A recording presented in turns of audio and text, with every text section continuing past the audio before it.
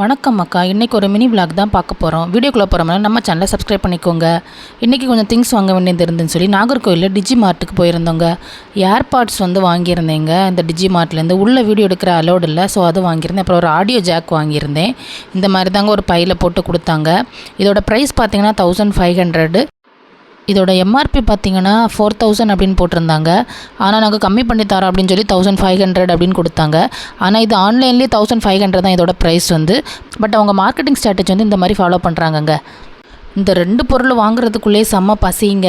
சரி, பசி அடக்க முடியாதுன்னு சொல்லிட்டு நடந்துகிட்டே இருக்கிறாங்க. ஒரு ஹோட்டலாம் கண்ணில் படலாங்க.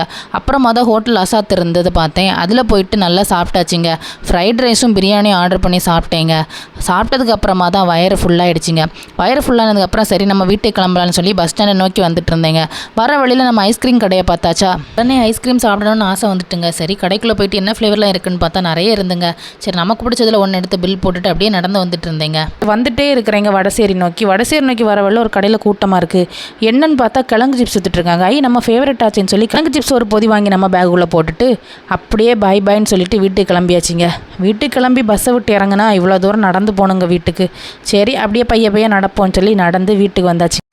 வீட்டுக்கு வந்ததும் வாங்கிட்டு வந்து ஐஸ்கிரீம் எடுத்து சாப்பிட்டுட்டே ஏர்பாடில் பாட்டும் கேட்டுகிட்டே இருந்தேங்க.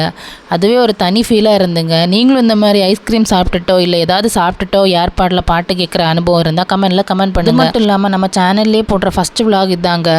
பிடிச்சிருந்தா லைக் பண்ணுங்கள், ஷேர் பண்ணுங்கள், கமெண்ட் பண்ணுங்க. பை.